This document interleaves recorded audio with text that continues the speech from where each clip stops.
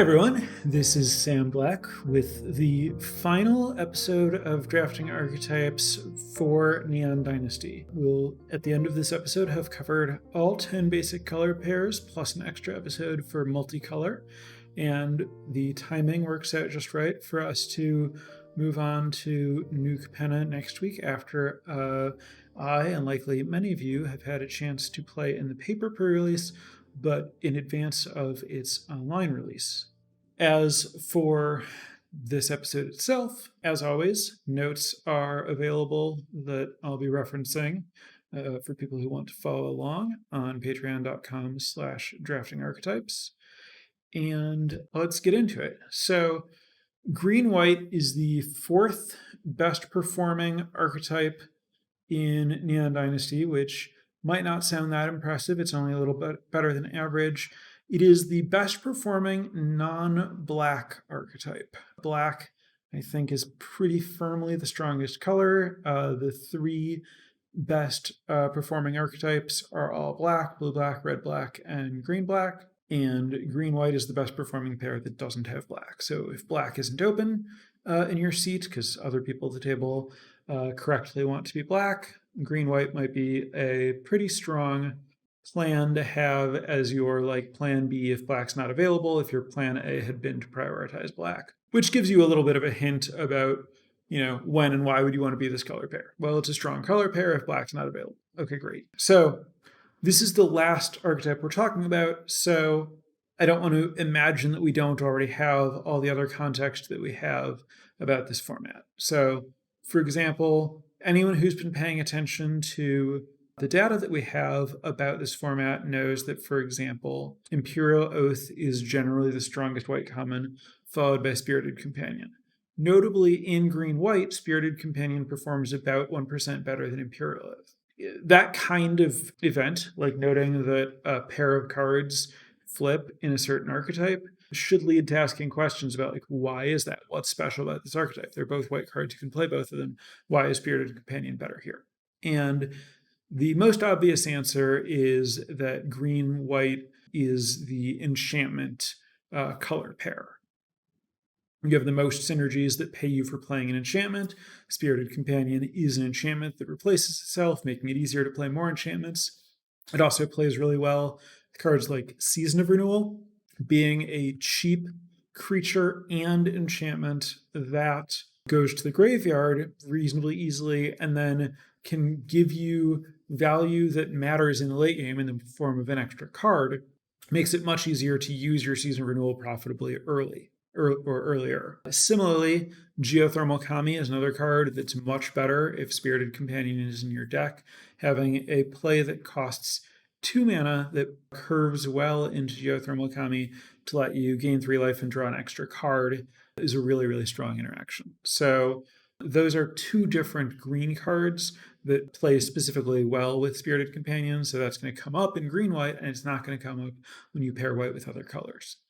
Also, while Spirited Companion is, I think, better in green-white, you could also reasonably argue that Imperial Oath is weaker because what Imperial Oath does is it gives you a lot of ground presence and board control for a lot of mana. And that happens to be the exact thing that green is best at giving you. So Imperial Oath is somewhat redundant with green cards in general.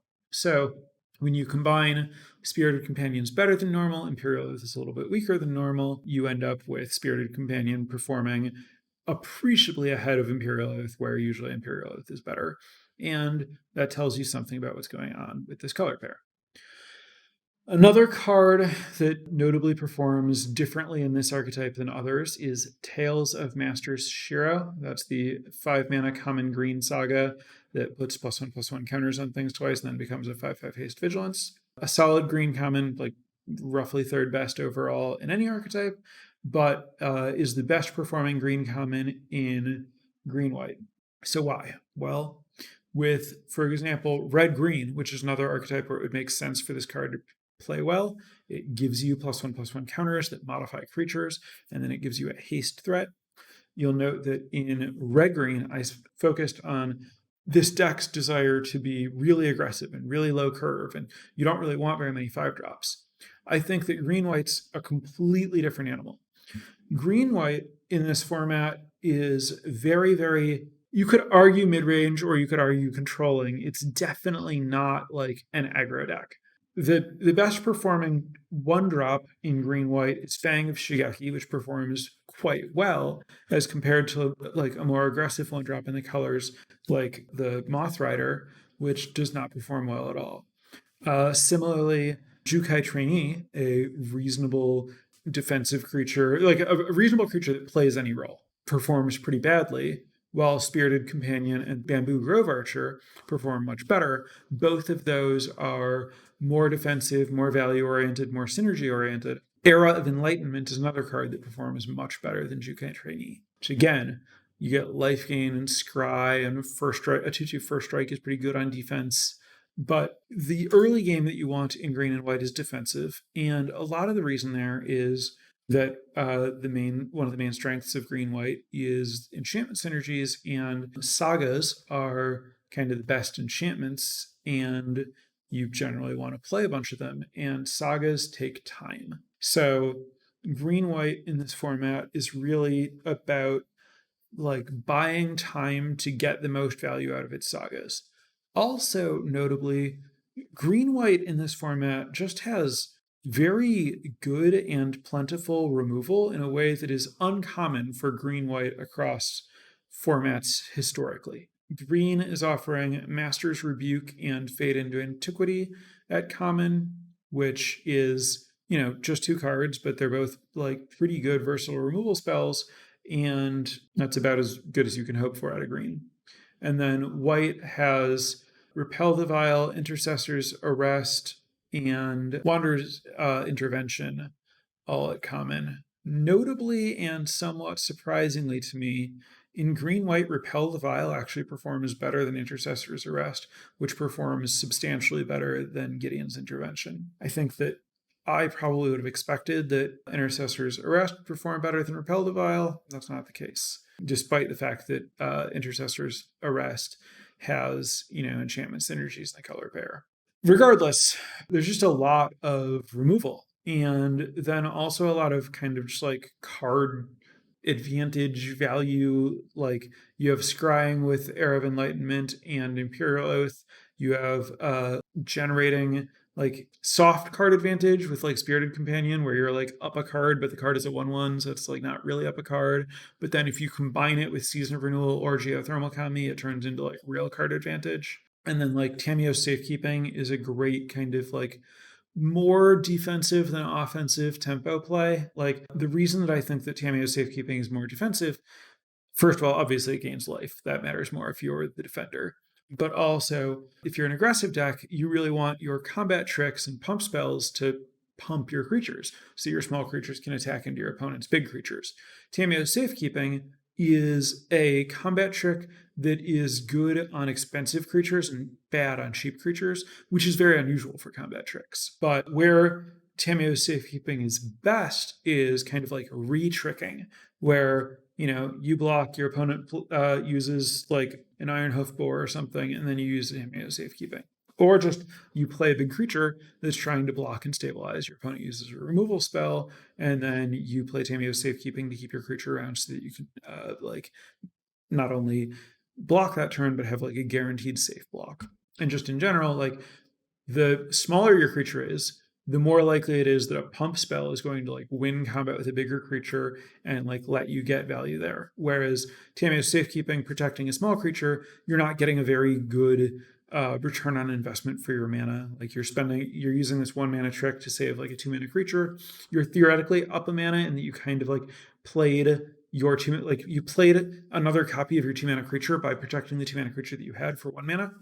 But you also had to invest like keeping that mana open and not knowing when you were necessarily going to be able to play it. Whereas if you, save a 4 mana or a 5 mana creature with Tamiyo Safekeeping, you're getting 4 or 5 mana worth of value out of your 1 mana spell. You're getting much more paid for going through the trouble of leaving the mana available. Also, it's likely to just have a bigger impact on the battlefield to keep the larger creature in play. That's kind of just what it means to save that much mana. So Tamiyo Safekeeping, another card that's stronger when you're the one with the bigger creatures, which green-white's good at doing. All of this is to get back to Tales of Master Soshiro and to just say that because you're planning to play a longer game, the needing to wait multiple turns after you spend 5 mana on a saga to get this big creature is a deal breaker for like a really aggressive deck. But for a mid-range deck that's already very well set up to stay alive, the extra turns just don't matter very much. And what matters is just, well, what's the most size, the most impact I can get out of my cards. And Tales of Master Soshiro is, like a common that gives you 7/7 worth of numbers. Not all at once, and the fact that it's like divided over time and across multiple bodies potentially is somewhat good, somewhat bad, but it's just like ignoring cost entirely. It's not always easy to get just like that much total impact out of a common. And green white is sometimes just looking for, I want a lot of total impact, where Tails excels. Also, like putting the +1/+1 counter on, say, Golden Tail Disciple is going to be better than putting it on many other things. So there's a little bit of, counters are better with keywords. White traditionally has more keywords. But honestly, like in this set and given the white creatures that you want to prioritize, I don't think you're getting that much extra value out of like the synergy between counters and keywords. I think you're mostly just more interested in powerful late game card in green white than you are in most of the other archetypes. As you may be anticipating when talking about any kind of archetype that's playing a longer game, has a bunch of good defensive cards to buy time early, has a curve with like good defensive 2-drops, and then your 3 mana spells are mostly like removal spells, maybe Golden Tail Disciple. That leaves a nice little slot where you can play mana fixing. You can use Network Terminal or perhaps more synergistically Grafted Growth, and you can splash pretty easily in this archetype. You also have Commune with Spirits, which performs appreciably better in this archetype than others, because Commune with Spirits is much, much, much better when it has a good chance of finding a land or enchantment, rather than just like, oh, this is usually a land, but sometimes I get like an enchantment, but I don't really get to pick when I get which or whatever. If you have a lot of enchantments, it's like always like this abundant harvest where it's like you get your pick of land or non-land, then it's much better. So playing green white means having a lot of enchantments. Having a lot of enchantments mean Commune with Spirits is better. Commune with Spirits better mean you play with more Commune with Spirits. Playing with more Commune with Spirits means that splashing is easier. Era of Enlightenment, to a lesser extent Imperial Oath, as scry functions a little bit as fixing, and then of course there are the like dedicated fixers that you can play, Grafted Growth, Network Terminal, as I mentioned, also Greater Tanuki. So the archetype allegedly can splash pretty well. This claim is supported pretty cleanly.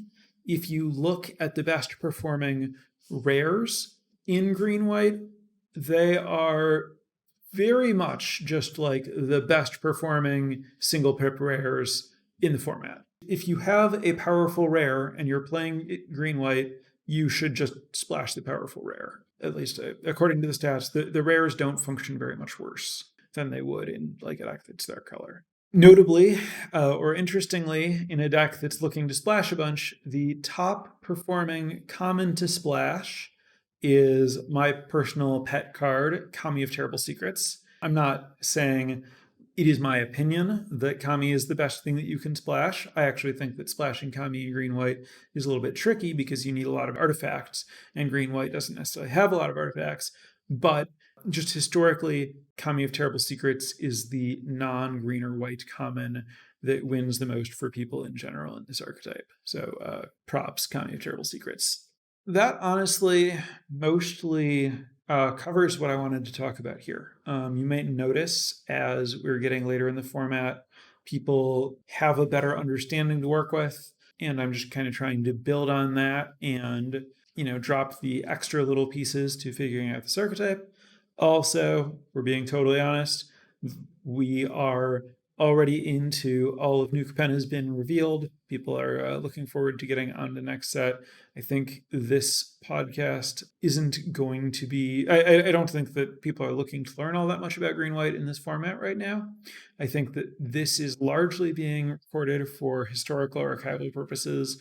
People want to reference for flashback events or something like that. Also, I want to take the opportunity while talking about green white at the end of a format to look for like larger lessons here. For example, in the previous format, Crimson Vow, green and white, I felt wanted to be as aggressive as possible. You wanted to just like have the lowest curve you could and a lot of combat tricks.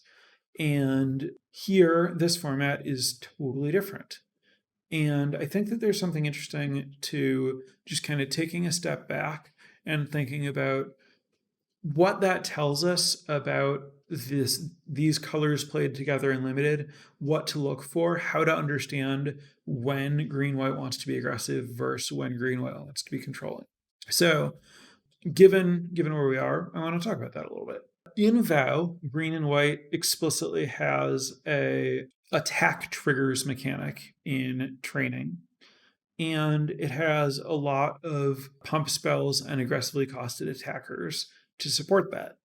In Neon Dynasty, it has none of that. The pump spells that exist, like Favor of Jukai and whatever the white one is, probably someone will tell me soon. The +3/+3 when you channel it thing. And then I guess there's the like +1/+1, and then another +1/+1 counter if it's an enchantment. These cards are like, I almost never see them played. And there's not much reason to. Like, what you're looking for is, do the creatures want to attack? Do they have like good abilities when they attack? Do they have like evasion? Do they have, an attack trigger? Do they like something? Give me a reason to attack. Give me a way to attack. And the creatures in this format just are not that way in green white. They're very, very defensive. Also, what's the removal like? How much hard removal is there? What's the late game like? Do I win if I play a longer game, or do I lose if I play a longer game? Like Imperial Oath, Tales of Master Shiro, Geothermal Kami, Harmonious Emergence, Jukai Preserver are all really big in this format and can kind of like turn the game around or take over a mid game pretty easily.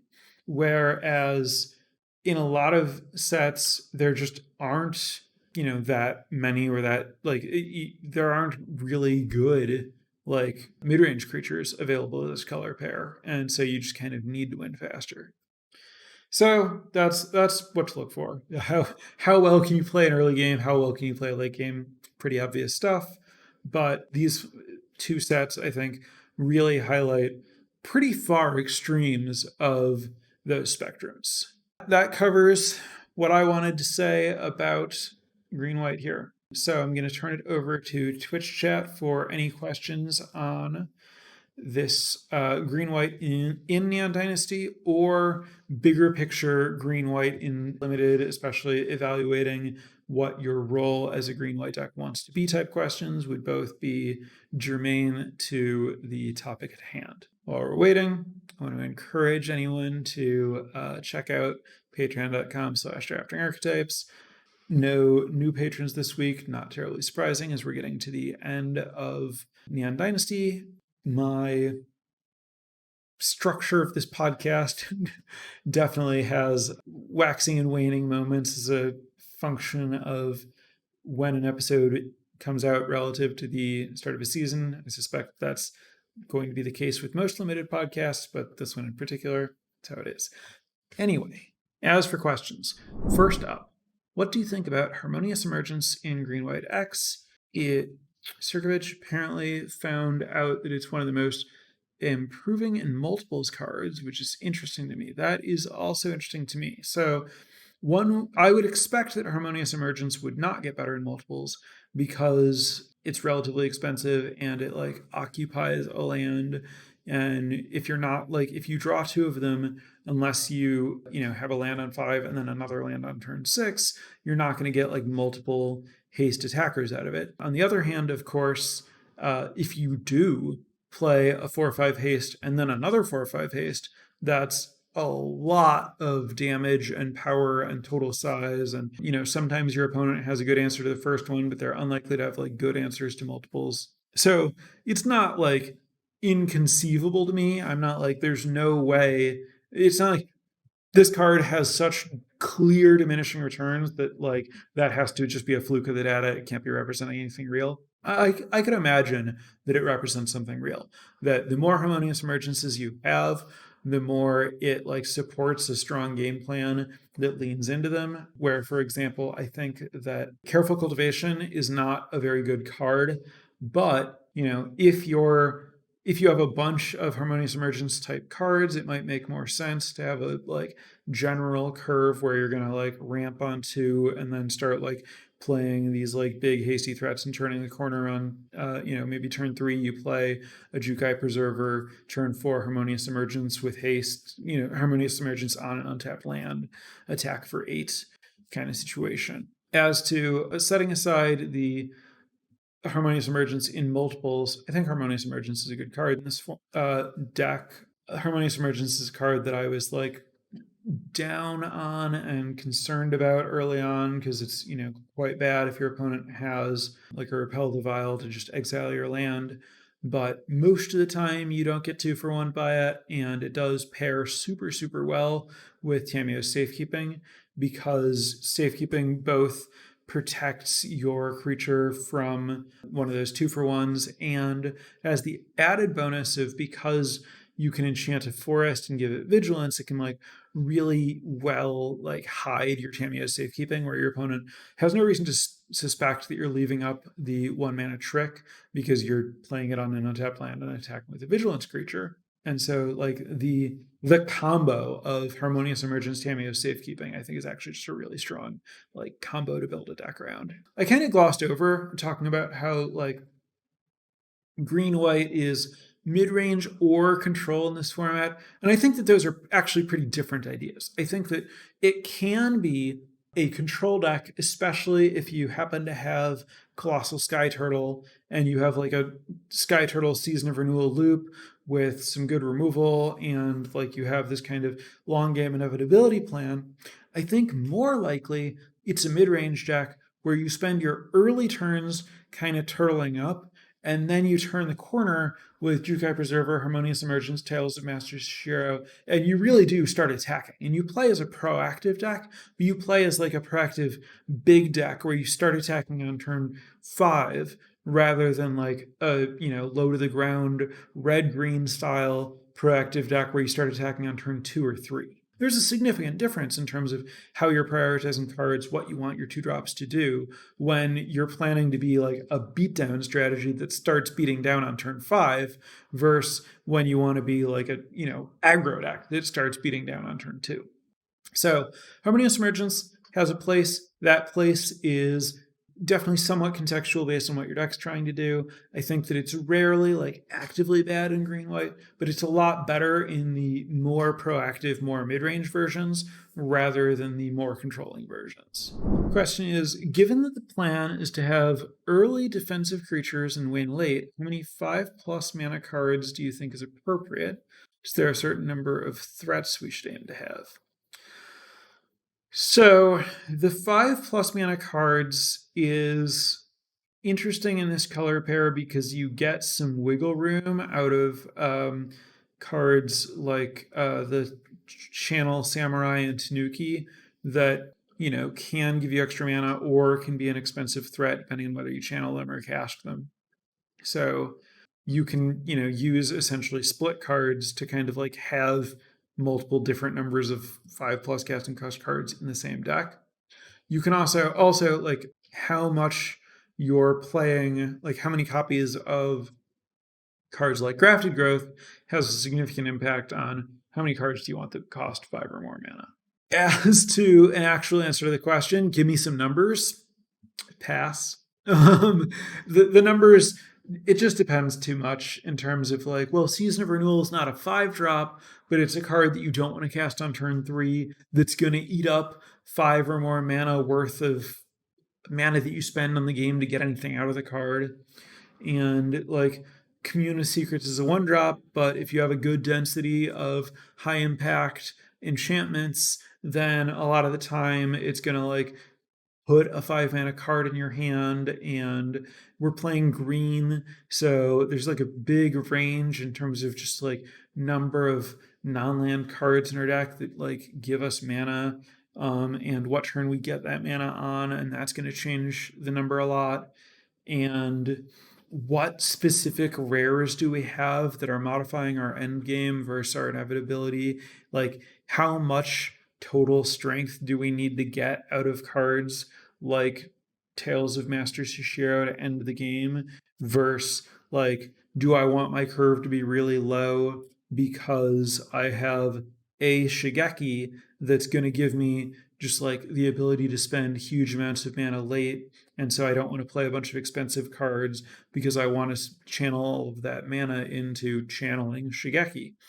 Um, so it's really going to vary from deck to deck based on the needs of the deck. You should have a game plan where you understand what amount of resistance am I going to see in the time frame that it's going to take me to try to win the game, and how much total power, by which I mean like impactfulness of cards, am I going to need to overcome the opposition that I expect to face in that time frame, and how well can my cards do that. And that's going to be a function of how much removal you have. And for example, a card like Spinning Wheel Kick that can break a game open on turn 9, if you've been hanging out for a while and you have a lot of stuff in play and they have a lot of stuff in play, that's going to make it really easy for you to win with just like Geothermal Commies and Jukai Preservers. Whereas those cards might potentially like get bricked, and you might need more powerful cards to win, just to like have enough impact to beat your opponent's ground defenses if you don't have Spinning Wheel Kick. So like, Spinning Wheel Kick just being somewhere in your deck is going to like radically transform what will it take for me to overpower whatever defenses my opponent has built up while I was like waiting for my sagas to do their thing and stuff. It's a difficult question, and there's no easy answer in terms of just like literally what number am I looking for. Next up, as you've highlighted, green-white is a color pair that can be highly aggressive or quite slow depending on the set. Is there anything that might signify that both extremes might be viable in a given set? Good question. And I think that the answer is just, the analysis, like, is this tool there, is this tool there, is this tool there, that you should be doing for each of these decks. If the analysis is you know all the tools that you need for the decks to be successful, you run through that checklist and it's just like, yep, that's available, that's available, that's available. And then, from there, it's just a matter of like, okay, how accessible are these cards? Am I willing to prioritize them at a rate that is higher than other people are prioritizing, such that I can count on getting them? And that, that's not to say, do these cards exist and are they underdrafted? They're just like, like Spirited Companion is not underdrafted, it's drafted highly, but when I really want them, I just take them over basically everything and end up getting them, and it's fine. But like, if Spirited Companion were drafted the way that it is, and I thought it were like, a bit worse than it is, and I wasn't willing to take it, first or second pick, I was hoping to get it sixth pick, and I'm just like, I'm never seeing these sixth pick Spirited Companions that I was counting on. My deck doesn't work. And then it's like, well, I can either just accept that Spirited Companion is not in the set for me because I never end up with it because I'm not willing to take it first pick, or I can start taking it first pick. And so you need to assess like, okay, these cards exist, they're available. Are they going to be available at times that I'm willing to take them? Will my deck be good if I spend those picks on those cards? And it's not that hard to imagine a format that does successfully support both, especially if you think about like Ravnica style sets where they're only supporting really like 3 to 5 color pairs instead of supporting like 10 color pairs. When they do that, there's more room to give a color pair tools to be drafted in different ways. And so when that's what's going on, it's more likely there's going to be like an aggressive way to draft it and a controlling way to draft it. But often in these sets that focus on all the color pairs evenly, they have to choose more narrow directions for the color pairs, and the set will more strongly communicate, no, this pair needs to be this way. Next up, if going for a more beatdown deck, I'm assuming the kind of meh white tricks get a lot better. Tricks are more important for beatdown decks, but at a certain point, you just have to acknowledge the like objective strength of a card. I can imagine decks that want to play Regent's Authority, which is the 1 mana white trick that I mentioned earlier. Gives a +1/+1 counter if it's an enchantment and another +1/+1. That card, like, I can imagine your creatures are almost all enchantment creatures. You're planning to get in combat a lot. You're being aggressive. It's a 1 mana trick. Like, I could imagine a deck that was willing to play it. It's hard to imagine getting to the point where you're like, oh yeah, Regent's Authority is going to be awesome in my deck, because it's just not that strong of a card. Yes, I think that they are usable. No, I don't think that they should ever be like prioritized. Part of that is that, like I said, I don't think that would I want this in a really aggressive green white deck? Maybe. Would I want to be a really aggressive green white deck? No. There's no draw to that. There's a follow-up here that Favored Jukai and Regent's Authority have good win rates at 55%. I would suggest that 55 is not a good win rate for an archetype that wins 57% of its matches. 55% is like, there are 17 commons in green and white that win at 56.8% or better. I think 15 commons that win at 57% or better. You don't need